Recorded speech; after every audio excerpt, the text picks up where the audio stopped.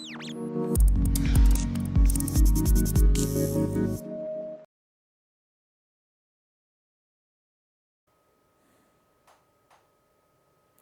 guys, Dave Newton here, and we are back at CVP in Studley for another LitePanels masterclass. Now, for those of you that came and watched the first masterclass, thank you very much. If you've come back to watch the second one, thank you very much even more.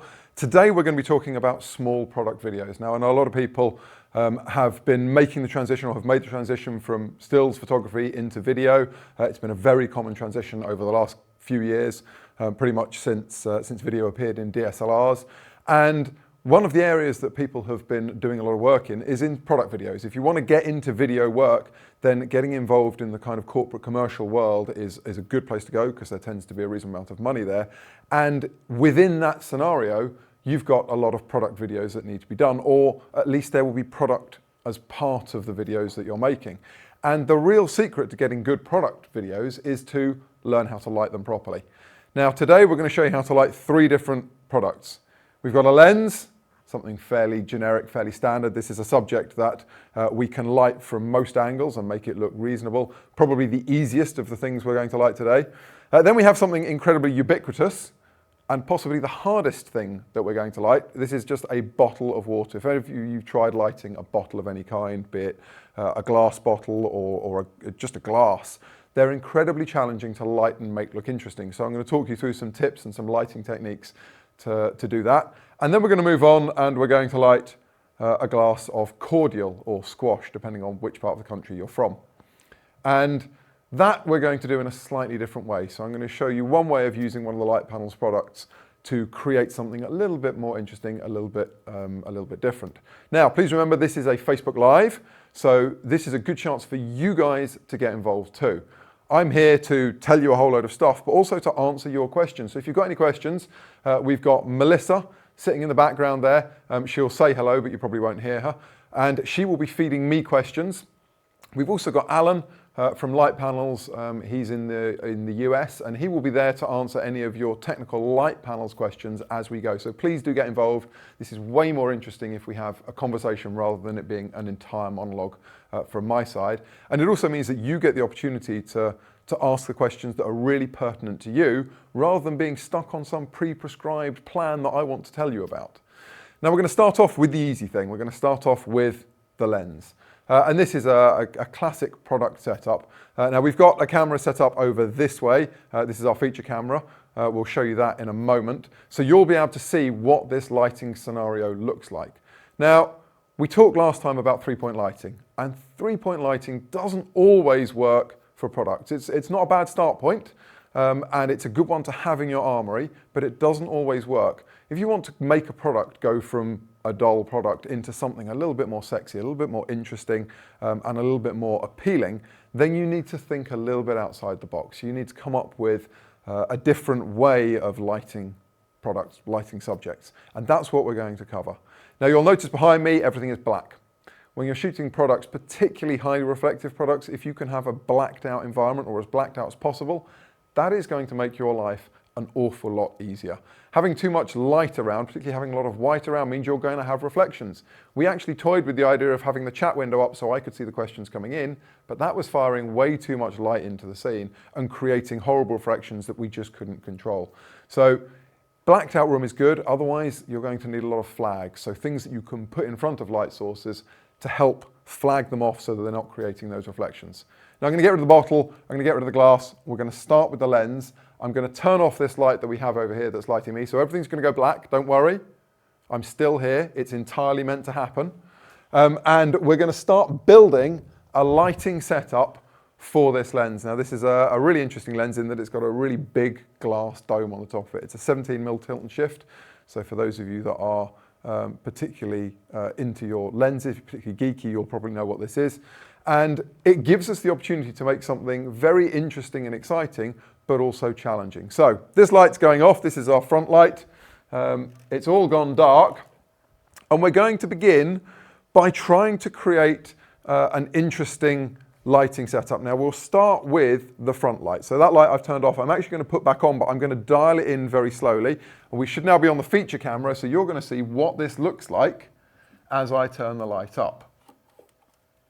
And here we go. Now, this is a LitePanels Gemini that I'm using as the front light.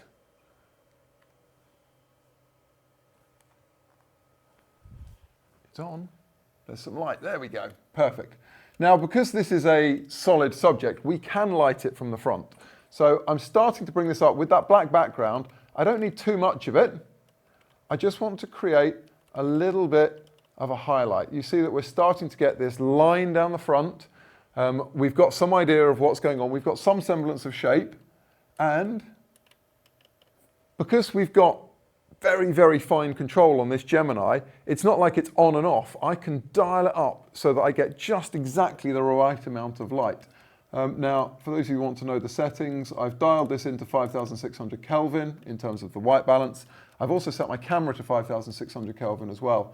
And one of the advantages of LitePanels is that you know that wherever you go in the brightness, that color temperature is not going to change. It's absolutely consistent from 0.1 all the way up to 100% brightness. So I think that's starting to look quite nice. But at the moment, we've got a pretty dull, pretty flat product. It's just sitting there. So to improve it, you'll notice it's sitting on something. You see this, this is actually a mouse mat that we have here, but the mouse mat's sitting on a turntable. And this is a syrup or surf genie little turntable, and that's going to allow us to introduce a bit of movement. So while you're watching that, we're starting to get, if I turn this on, towards a really quite sexy, blacked out product video. If you wanted to do a reveal, wait for that logo to come up with the light. There you go. And obviously you record all of this, but you're not going to play the whole thing back in the edit. You're just going to cut out the little section, probably the reveal of that logo. So if I reset this, that looked all right, but the lens kind of feels like it's lost in the background, like you don't really know what it is. There's absolutely no separation. So I'm going to come around here, and if we just go back to the wide camera, you should be able to see me here. I've got the Astra Soft. Now, I'm just going to turn this up a little bit, and it doesn't need an awful lot. I just want to create a line down the back of the lens. Does that look about right? I think that probably looks okay. Now, this is at a very low output, and I'm just coming over here to check. Yeah, that looks all right. I think I'm going to turn up the front light a little bit just to match. Now we've got separation. We can see where that lens is. We can see it's not fading off into the background. It's standing out a little bit more. We've still got this really quite sexy light. So if I now turn on once more the turntable, you see we've got something a bit more interesting. And all we're using so far is two lights. We've got a front light, which is the Gemini, as I mentioned, and we've got the Astra Soft behind us, which is our rear light or our separation light.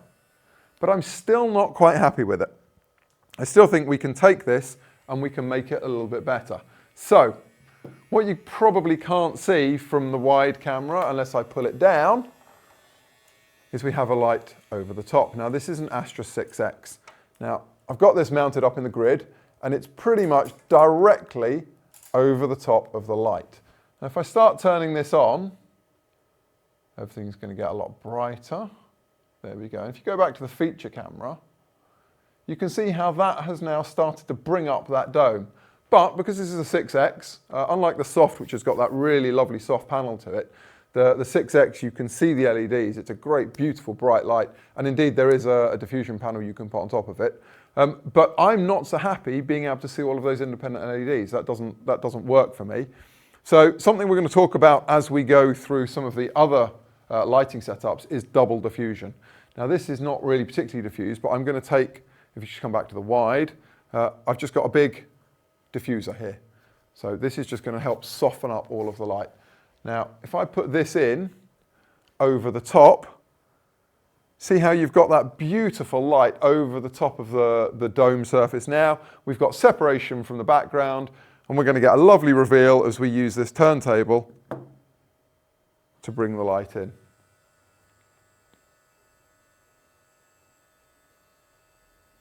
Wait for it, that logo is just going to appear. You've got all the lovely colours in the domed lens up the top. Now, once this is completed, there we go, I'm just going to move this up and down, and this is just the diffusing panel. Now you see how much difference that's making to the look of that dome. If I bring it right down, really nice and close, it's wrapping all the way around because it's getting softer. It's something I talked about in the last live stream, is size of light source relative to subject.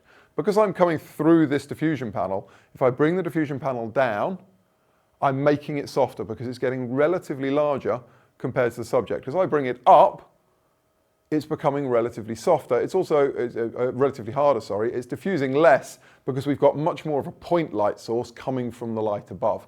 So you're getting that kind of square feel. So one of the things with products is that they can be quite tricky because they're very finicky about exactly where you position things. And the smallest change can actually make quite a big difference. Now, if I was going to complete this, I would want to try and lose that little bit of reflection coming off the back of the dome, and I would do that.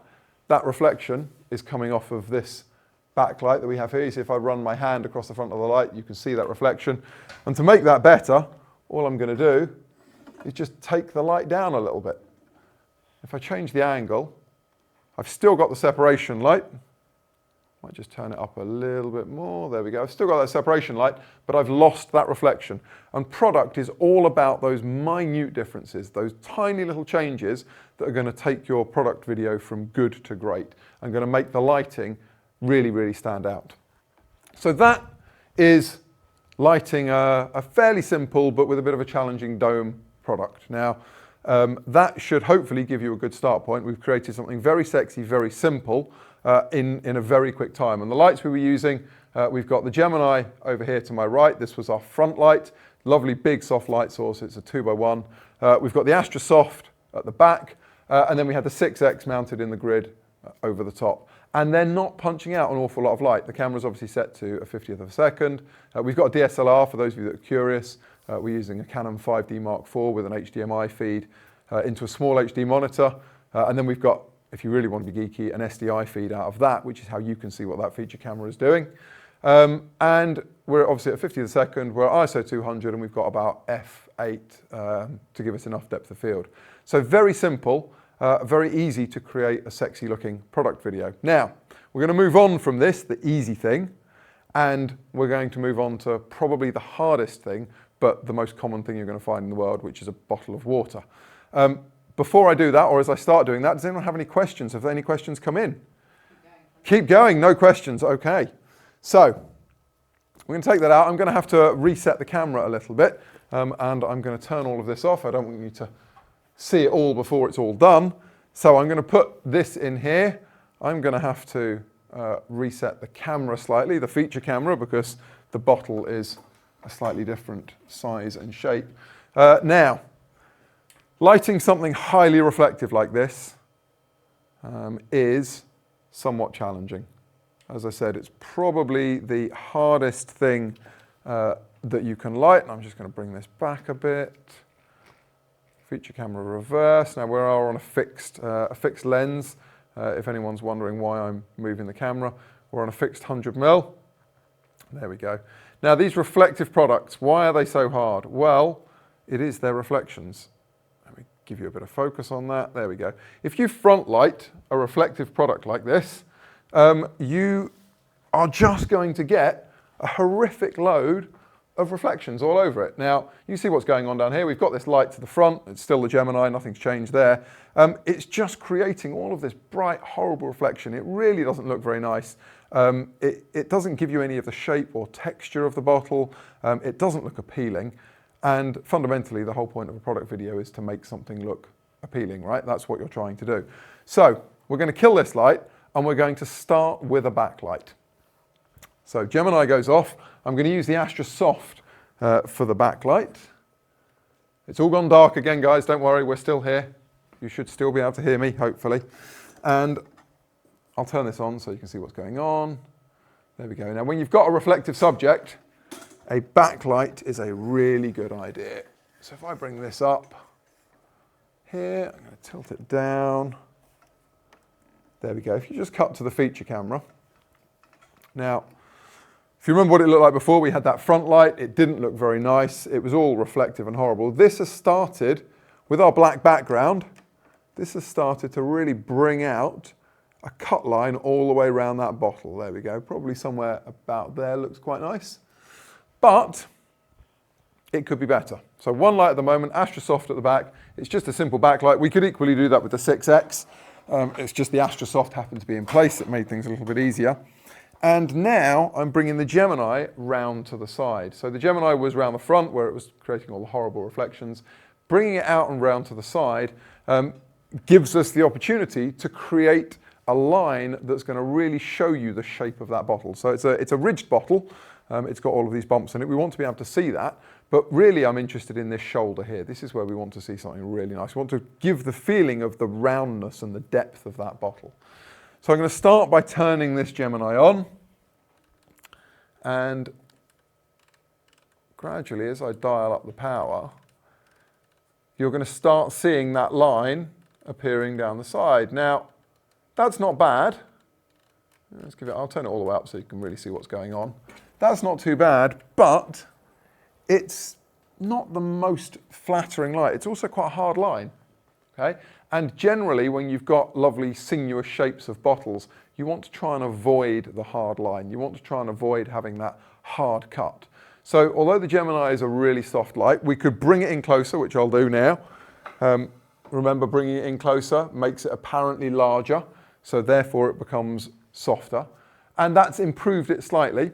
But when you're dealing with these really, really reflective surfaces, when you're dealing with things that are highly reflective and have curves to them, then you want to try and use what we call double diffusion.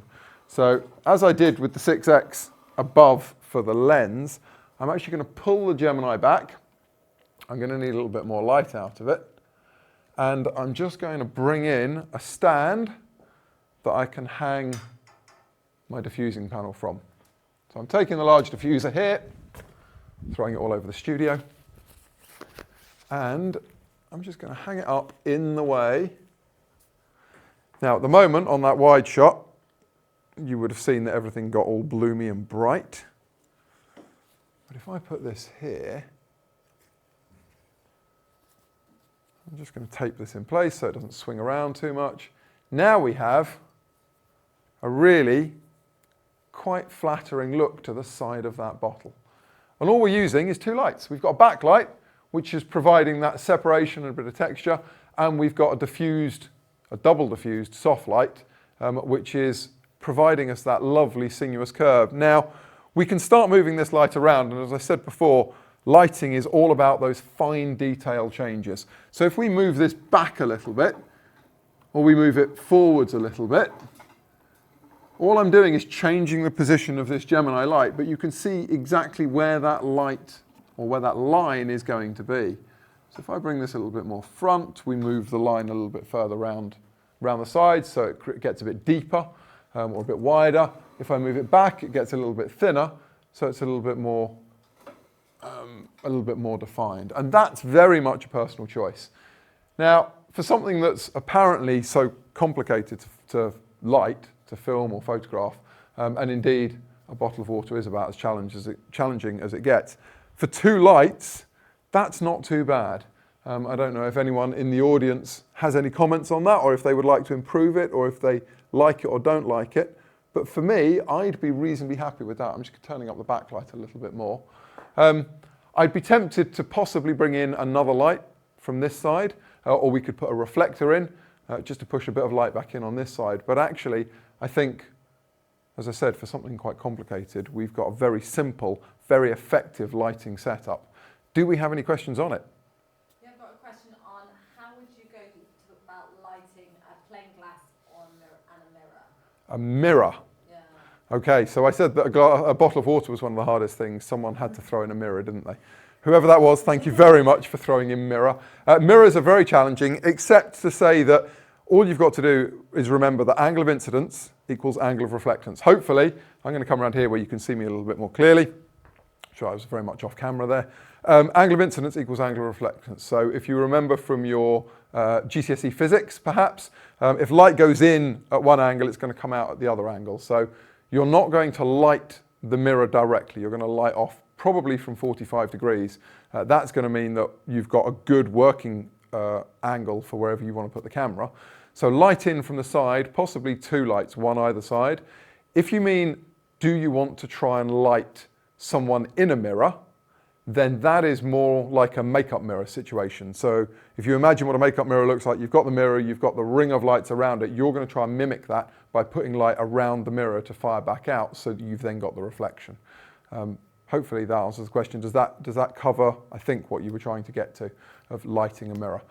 So really, you asked me how to light a mirror? Thanks. Okay, I know who my friends are in the audience. Okay, so bottle of water. Simple light setup. Again, as I said, as we had with the lens, we had a Gemini. We're not using the 6X this time, but we were still using the Astra Soft. And the Astra Soft is the bicolor soft, so I had that dialed to 5,600 Kelvin, exactly as I had the Gemini at 5,600 Kelvin as well. I made sure of that. I just hit one of the preset buttons, which is one of the great things about Gemini. You've got a series of hardwired presets, of which 5,600 Kelvin, 6,000 Kelvin, there's 3,200. There's a whole set of them. It makes it very easy to set up. You just push a button and off you go. So that is lighting a bottle. Double diffusion is probably the key secret here. Anything highly reflective, if someone gave you, I don't know, a chrome bin to light, or as a friend of mine had a while ago, a chrome hairdryer, like a hairdryer unit, and it was just highly reflective chrome, and he couldn't get away from all of these hard lines. Double diffusion is the secret. So the more you can soften that light, the better it's going to be. So starting with a soft light like the Gemini, and then softening it even further. Yes, we could go with one of the snap bags, but getting as big a light source as you possibly can. And even then, with something like chrome, maybe even going through 2 layers of diffusion. So possibly a snap bag on the Gemini to soften it at one level, and then through a diffusion panel like this, or a big Lasterlight skylight. That's going to really give you the softest, most rappy lighting possible, that kind of really creamy effect that you might be looking for. So that's lighting a bottle. I think it's possibly time, unless we have any other questions on bottle lighting. No, we're good. Okay, that means you've all understood everything. Go you guys. Or go me for explaining it well. I think it's you guys. We're going to go to the glass of cordial, or squash. So I'm going to move this stuff out of the way, and we're going to do something just a little bit different. I am going to kill all the lights again, so that you get that kind of, just like that, reveal. It's going to make it a little bit more exciting. So backlight's going off now. I'm just going to dim this right down, take it out of the way. I need to remove my diffusion panel. I'll be using that somewhere else in a bit, maybe. And I'm just going to kill this as well. There we go. I won't leave you in complete darkness. Right. I will do in a moment. Now, what I'm going to do here, I need to wheel this table out of the way. Just push it back. Having things on wheels is brilliant. Right. Now I'm just guessing where the feature camera is. It's got to be about there-ish. Okay, so we've got, has to be about there. We've got our glass of squash. I'm going to position this, and then I'm going to unplug it. Right. Health and safety are, I'm sure, about to tell me to not trip over any cables. Would I be right? I think I am. There we go, right. So I'm just plugging in another light source here, complete with our glass of squash. Ta-da! So what we've got here is a Gemini. You can see it's Gemini. You can see the LED screen here telling us what's going on. And what we're going to do is use it in a very different way. Now, the Gemini is a great light source for lighting interviews, for lighting dramas, for lighting products, for lighting all sorts of things. Most people don't think of it using it as a light table. So all I've done is I've flipped the Gemini on its back. In fact, I'm going to dial up a little bit of house lighting so that you can see what's going on here. There we go. Give you a little bit of an idea. We'll kill this in a moment. I have flipped it on its back. I need to get my bit of blackout material. There we go. And there is a bit of card. In fact, if I tilt this forwards so that you can see. Here we go. We've got some really high-tech, really complex masking that we did earlier on. So we have a mouse mat. There will be another mouse mat just here. And we've got some brown card. Simple but effective. Filming and lighting in general is all about solving problems. And our problem was, how do we mask all of the lights off from this panel and just allow us to get light from underneath? So we're going to underlight. So let me turn this back up to here. There we go. I'm going to have to move the feature camera, I'm sure. There we go. We put our highly inventive mouse mat mask in place and put our glass back in as well. There we go. Right, I want to kill this one because otherwise you're going to see the whole end point. And I'm going to have to move the feature camera around. So, where are we on feature camera?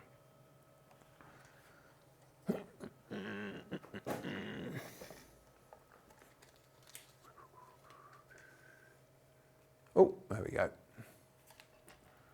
Pull it back a little bit.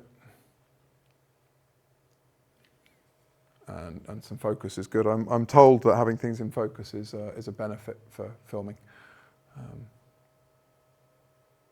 There we go. Right. There we go. Now, when you've got something like this is what we might call a translucent subject. And we've got some colour in it, and we really want to show off some of that colour. We really want to make it look as inviting and as interesting as possible. Now, if we were to just cut straight to the feature camera right now, there we go. If I turn this down, we go from black, and all we're doing is just starting to put light in from underneath. Dial it up a little bit more. And we're really bringing out that colour. Now, I'm obviously shaking the light a little bit. Wait for that to settle. Now you've got a really lovely gradient from bottom to top. I'm still not happy with it as a final lighting setup though. I don't think we can get away with this just as one light. So that Astrosoft that I had around the back, around here, I'm going to bring back in. And we're going to have a look at what angle does to this. So I'm going to start with it up high, trying to not knock the light too much. We'll start with it up high. There we go. Okay.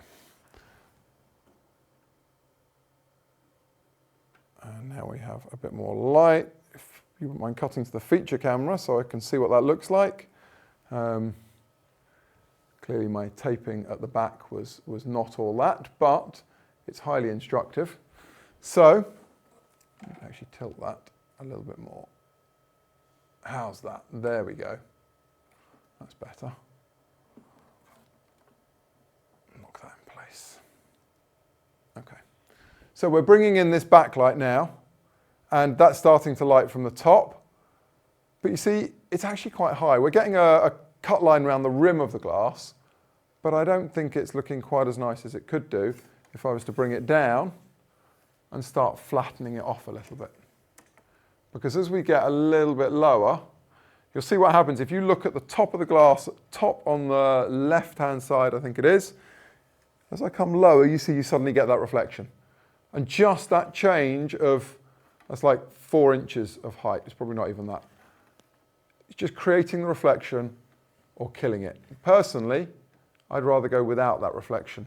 I quite like it a little bit softer, just with an edge to it, rather than having that glow, which really catches the eye as far as I'm concerned. So probably about there, looks nice. Now, one of the things when you've got glasses like this, glasses will have imperfections in them. Firstly, start finding glasses that don't, but that means you're going to go through an awful lot of glasses. But if you light them more softly, you will find, there we go, I'm just pushing down my really interesting masking, there we go. You'll find that lighting them more softly really helps hide those imperfections, exactly as it does when you're lighting a person. If you fire hard light at someone, then every wrinkle is going to be visible in their face. Whereas if you fire soft light at them, then those, in inverted commas, imperfections get hidden. It's exactly the same as you have in a glass, where you've got little imperfections in the glass where they're made. If you soft light them, then they get a bit more hidden. Now, obviously, we've got translucent liquid in here, which is helping hide any imperfections in this glass that has been through a dishwasher a few times, I'm guessing. But just remember, soft lighting is going to really help make your products look the best in this kind of situation. So we've got our light coming in from behind, which has helped provide a little bit of a cut line. We could try diffusing it again. Diffusion, particularly as I said, double diffusion is always good. So I'm just going to put this in place and see what effect it has. I think, I'm now blind, let's try and get that out of shot. You see it's just softened that edge. Oh, I'll get my arm out of the way as well. There you go. It's taken the edge off it, but I don't think it's particularly made it an awful lot better. It's obviously made it a bit darker. I could turn up the brightness a bit. There we go. But I think right now that's not looking too bad, but I don't have any feeling of the shape of the glass. We know that this glass has got the ridges here. You're getting a slight feel to them here, but they're really not coming out very strongly. So we need to get something maybe to just try and bring those out. So while I've got this light actually round the back, I'm going to instead move it a bit more round to the side. And hopefully, as I bring it a bit more side on and a little bit lower still, we might start to get a feeling of some of those ridges. All we're trying to create, turn the light down, all we're trying to create is a little bit of shadow in them, just so you can see it a little more clearly. Where are we? Somewhere. Oh. Trying to work around around all the tripods that we've got in here. There we go, that's starting to bring out some of those ridges on that side. And now we can put that diffuser in. And if I turn it up a little bit, get my arm out of the way, we've got a bit of a reflection going on. Anyone want to tell me where that reflection's coming from? Well, you get the idea. You can see where we've positioned this diffuser now. It's really brought out the ridges down the front of the glass. We've got this kind of square thing going on here, which ideally I'd try and lose. I've got a feeling I know exactly what that is as well, but I don't think we can move anything to get around it. Maybe if I turn a little bit, there we go. That's a little bit better. So again, we've gone to quite a simple light source with a Gemini pointed up like a light table and an Astrosoft double diffused, but it's using that Gemini in a way that you maybe otherwise didn't think. Now, I want to show you one other thing with the Gemini, because one of the cool things about it is that you've got access to any number of colors. So we've got orange, I think it's orange squash. No, I was told it was mango squash. We've got mango squash here. So it's this kind of, well, I'm going to call it mango colored, but frankly it's orange as far as I'm concerned. But I'm going to use one of the features of the Gemini, and we're going to turn this into something a little different. So I'm going to go into color mode, and in the HSI mode, which is hue, saturation and intensity, I've now got the ability to change that color to anything. So I've started off with a hue of 0. So a hue of 0 is red, but I don't have an awful lot of intensity to it. I'm going to kill the backlight, which is going to make it a little bit more obvious, because at the moment, there we go, it was kind of washing out. So let's kill it and bring it round to the back. Okay, there we go. Take this up. How's that? And now we appear to have made a mocktail. Let's take this hue and see what else we can make. So if your squash is not quite squashy enough, if it's not quite orange enough, or if you wanted to change the hue of it, I think we're having lemon juice, or no, lime juice probably. We're on lime juice now. Oh, mint cordial, anyone? All I'm doing is just dialing my way through the hue settings on the Gemini, and you see it's a little bit brighter in some of them because of how much light comes through. There we go. Well, that's quite pretty, isn't it? Look at that. We've created a kind of a purple to orange fade just with the power of Gemini. So we've gone from one mocktail to probably 500 more mocktails just by changing the color of the light below. Now this gives you so much creative control. I'm using it for something a little bit simple here, a glass of squash, but take this to any of your other products. If you want to add color into it, the Gemini gives you that ability, and the colors are, as I said earlier on, very uniform. They're uniform across the panel, and they're also very easy to control. So you get your 3 dials in HSI mode of hue, saturation, and intensity. So we can make this more or less saturated, and we can make it brighter and darker.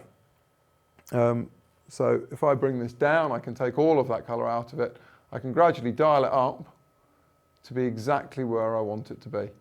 So you've got so much control from a product video point of view, but also from a portrait or interview setup, or if you wanted to introduce a color accent. Now, normally you would see this used to create a color accent on a back wall, perhaps. Here, as I said, it's just a slightly different use case, but no less useful for that. So that's the Gemini. There was one other thing, and I think we've got a little bit of time. I'm going to quickly reset. I'm going to go back to the lens because there's something else I want to show you. Just one other extra little trick. It's going to mean a couple of moments of resetting. So if you've got any questions, now is a good time to fire away with them while I move a few things around, namely take the squash away. Currently lighting with the Astras with snapback. I'm finding that they still create some harsh shadowing. These are attaching to a lighting rail rig. Any advice how to improve the shadowing? So you're currently lighting with Astras, you're using the snap bag, but they're still creating too much harsh light. So I'm assuming a reflective subject like this, too much of a hard line. I think the real secret is, as I mentioned before, is double diffusion. You've got the snap bag, so you've made your light source larger. Obviously, if you can get them into your subject a little bit closer, that's going to help, but you might not be able to because maybe you're already as close as you can. If you actually pull them back and go through a second diffusion panel, so go through a big diffusion reflector like this one, or a Lastalite tri-grip, or one of the big Lastalite diffusion panels, you're going to make them softer still. So basically, I think if you're still finding them too hard, the answer is almost within the question: soften it up, make that light source bigger. And it's going to improve things. That's going to get rid of those hard edges to those reflections for you. Hopefully that answered that question. Any others while I keep resetting? Okay. Does it matter when lighting and shooting on a black backdrop? You need a 100mm lens. Why not say a 35mm? Absolutely. There is no reason for using a 100mm lens. It's just we're lighting small products. So the question for those that couldn't hear that is there any particular reason I'm using a 100mm lens? Absolutely not. It's just what gave me the framing that I was looking for. Also, a 100mm lens from a DSLR point of view, this is a 100mm macro lens, and they're designed to give a very, very flat field of view. The Canon 100mm macro, very flat field of view, so you don't really get any distortion to your products, which if you've got a rounded product is quite useful.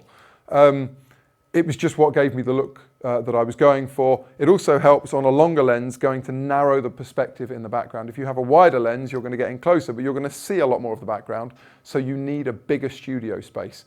You need more of an environment to be able to shoot in and need a bigger background. By going to a longer focal length and moving back, conversely, you're narrowing your field of view, you're seeing less of the background, and you can get away with shooting in a narrower space. You obviously need a bit more working distance front to back, but the width can be narrower.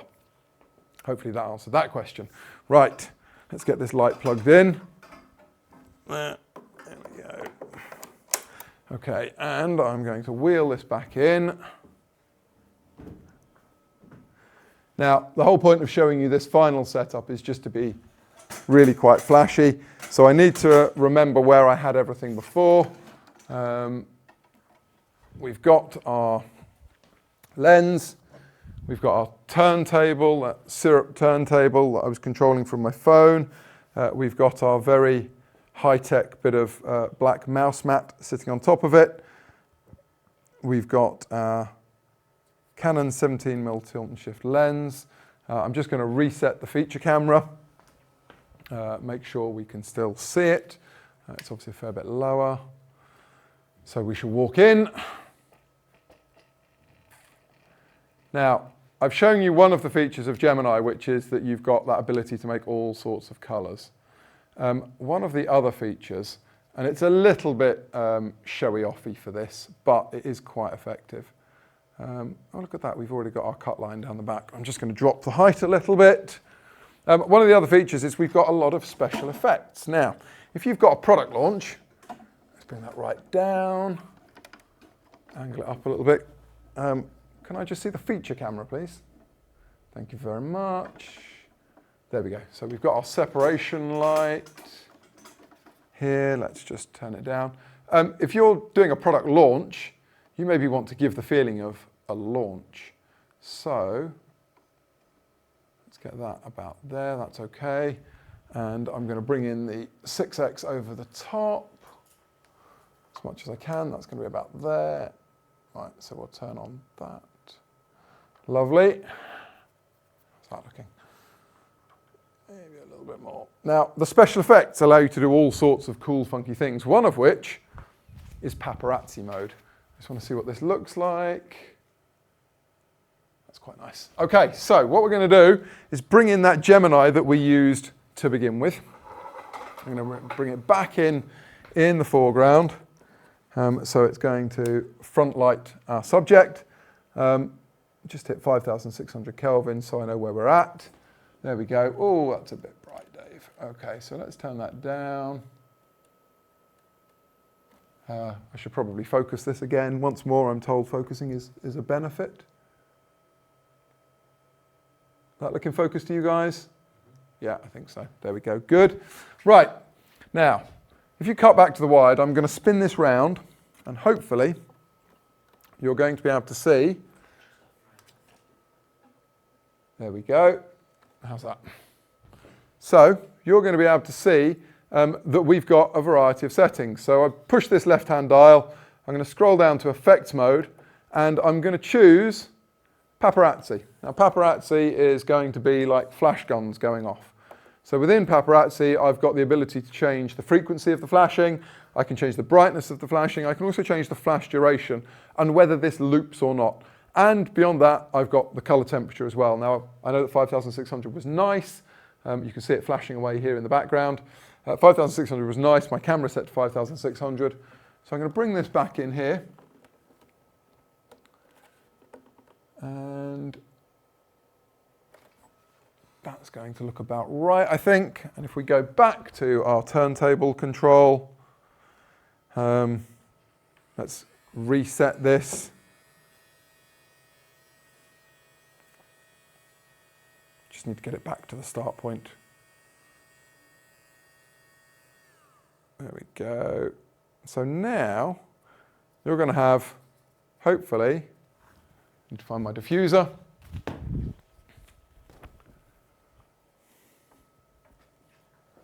And get my arm out of the way. There we go. Right, so we've got our lighting, and we could play around with the frequency of this flash, but now we've got a product reveal with flash photography, flash guns going off, flash bulbs going off, to try and create something a little bit more sexy and exciting. And all we've done, we've gone back to the same lighting setup with before, was we've got the Gemini at the front, obviously doing the flashing. We've got that back separation light. There's a 6x above, and I've just got the diffusion panel, which if you cut to the wide camera, you'll be able to see me peeking underneath it, just holding it up over here.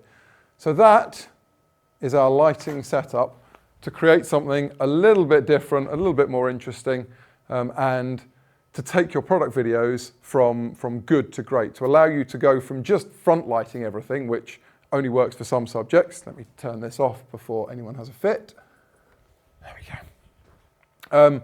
Which is only going to work for some subjects. Front lighting obviously will work for these solid objects like this, but allow you to light the more complicated stuff like the bottles, bottle of water we had, the glass of squash that we had, and really make them look appealing and interesting with a simple modification of either 2 or 3 lights. So kind of a 3-point lighting, but actually losing some of the lights to simplify things, or diffusing them. So your key take-home points from this, from a lighting point of view, would be that double diffusion with reflective subjects is absolutely crucial. It's really going to allow you to create that wrappy light, that soft shaping light that doesn't have too much of a hard edge to it. And also that from a LitePanels point of view, we're using 3 different products. I've dialed them all into the same white balance, and they are indeed all absolutely matched because of the LitePanels technology that allows them to create really accurate lighting at any brightness level. Hopefully, guys, as I look at the time and realise we're getting on for 45 minutes, that's giving you some tips, some ideas, some inspiration, and showing you actually quite how simple it is to create interesting looking lighting. If you've got any more questions, feel free to fire them onto the Facebook Live. This video, for those that ask, will be posted, will be available ad infinitum, so you'll be able to see this some more. We've got some kits on CVP, so these are very much similar lighting kit to what I used for the previous live stream. So we've got some kits up on the CVP website for you to go and have a look at if you want to go through and see those with these products, including some of the accessories listed. So you can see the sort of stuff that I use for my videos. Yeah, if you've got any other questions, fire away and I'll do my best to get on the live stream or get on there and answer them. Hopefully Alan's been answering any of your techie questions from the US as well. Yes, thank you very much for watching, guys. See you at the next live stream in hopefully a few weeks' time.